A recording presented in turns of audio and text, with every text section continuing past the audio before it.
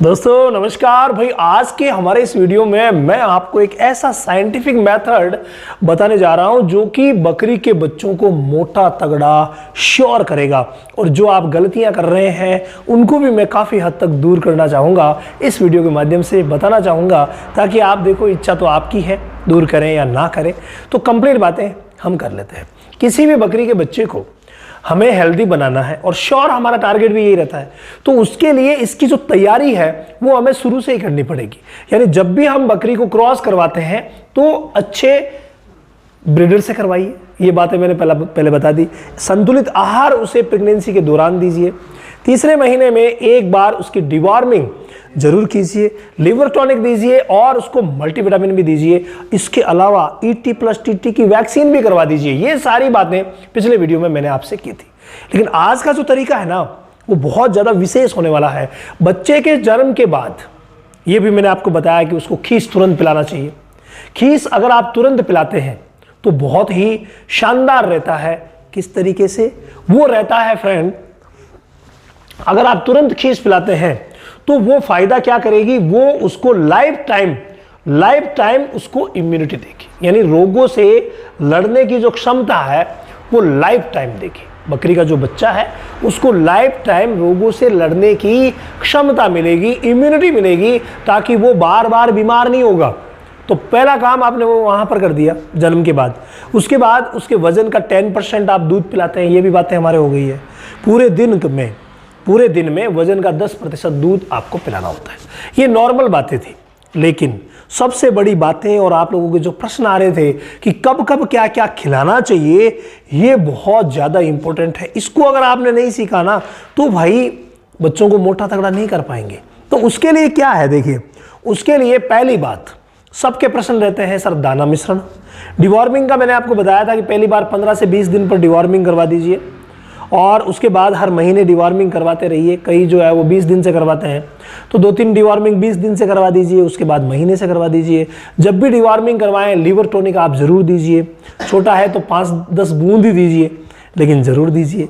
तो ये चीज़ें इंपॉर्टेंट थी, लेकिन सबसे इंपॉर्टेंट ये है कि उसको दाना मिश्रण कब खिलाया जाए। ये सबसे बड़ी बात है कि दाना मिश्रण कब शुरू किया जाए। तो पहली बात जिसको मैं ले रहा हूं वो दाना मिश्रण ही है। देखिए बकरियों के लिए जो स्टार्टर बनते हैं, किड्स स्टार्टर, वो फूड आपको देना चाहिए। और किड्स स्टार्टर पर मैंने वीडियोस भी बना रखा है, आपको डिस्क्रिप्शन में मिल जाएगा, जरूर देख लेना। आज नहीं तो कल दोपहर तक मैं डलवा दूंगा, तो आपको डिस्क्रिप्शन में मिल जाएगा। तो ये जो वीडियो है उसमें देख करके आप किड्स स्टार्टर कैसे बनाते हैं वो सीख सकते हैं। घर पे बना सकते हैं तो मार्केट में भी कई प्रकार के मिलते हैं, लेकिन घर पे बनाइए, ये बहुत अच्छा रहता है। तो वो जो किड्स स्टार्टर यानी कि दाना मिश्रण जो है उसको कब से शुरू करना है, जब बकरी का बच्चा 15 से 25 दिन का हो जाता है। उस समय आपको उसे थोड़ा थोड़ा दाना मिश्रण हल्का हल्का जीभ पर लगाने के लिए देना है, यानी थोड़ा थोड़ा उसे चाटने देना है। जो मिक्सअप किया हुआ रहता है उसे थोड़ा थोड़ा चाटने दीजिए, यानी थोड़ा थोड़ा खिलाइए। कभी भी एक साथ ऐसा नहीं हो 10 ग्राम 20 ग्राम 30 ग्राम 40 ग्राम खिला दिया, नहीं, मात्र 2-4 ग्राम से ही शुरू कीजिए, आधे चम्मच से शुरू कीजिए, और वो फिर धीरे धीरे उसको खाता रहेगा। तो धीरे धीरे अगर आप बढ़ाते हैं तो कभी कोई दिक्कत नहीं होगी। 15 से 25 दिन का जो समय है उसमें आप शुरुआत कर सकते हैं, और फिर उसको धीरे धीरे करके बढ़ा दीजिए। पहला काम आपको ये करना है। उसके बाद दूसरा जो काम आपको करना है, अब आप पूछेंगे सर मात्रा कितनी, तो भाई मात्रा जो आप बढ़ा रहे हैं ना, जो डाइजेस्ट कर पा रहा है त्यों आप उसे ऊपर से ऊपर ले जा सकते हैं। जब बड़ा होगा तो 50 से 100 ग्राम 150 ग्राम 200 ग्राम तक ले जाएंगे। तो इसी तरीके से क्या है, धीरे धीरे आपको बढ़ाना है, डाइजेस्ट होते रहना चाहिए, ये सबसे बड़ी बात है। तो छोटा बच्चा है तो उसको तो आप 10-20 ग्राम ही देंगे। शुरुआत में 2-4 ग्राम से शुरू करेंगे, और धीरे धीरे जब वो 1-1.5 महीने का हो जाए तो 10-20 ग्राम 50 ग्राम तक आप धीरे धीरे बढ़ा सकते हैं। ये काम दाना मिश्रण का हो गया। दूसरी जो चीज़ है वो हमने ली है फ्रेंड, सूखा चारा। सूखा चारा जो है ना ये इंपॉर्टेंट है, यहां से शुरू होगा रूमन का विकास। तो सूखा चारा जो ही बकरी का बच्चा 1 महीने का हो जाता है ना, उसी समय से आप थोड़ा थोड़ा सूखा चारा उसको दीजिए। हालांकि दलहनी सूखे चारे जो होते हैं वो बहुत अच्छा वर्क करते हैं, तो कोशिश कीजिए दलहनी सूखे चारे दिए जाएं, यानी भूसा वगैरह ना दे करके दलहनी जो सूखे चारे हैं उनको इस्तेमाल किया जाए। मोट, मूंग, या फिर जो भी चना का वगैरह का मिलता है, यानी थोड़ा थोड़ा, देखो ज़्यादा नहीं, थोड़ा थोड़ा, और जहाँ तक हो सके मिक्सअप दिया जाए 2-3 का, तो बहुत ही अच्छा रहेगा। तो ये जो दलहनी या जो भी भूसा आप शुरू कर रहे हैं, जो भी सूखा चारा शुरू कर रहे हैं, 1 महीने के बाद थोड़ा थोड़ा दे सकते हैं। कई भाई हरे चारे से शुरुआत करते हैं, जो बिल्कुल गलत है।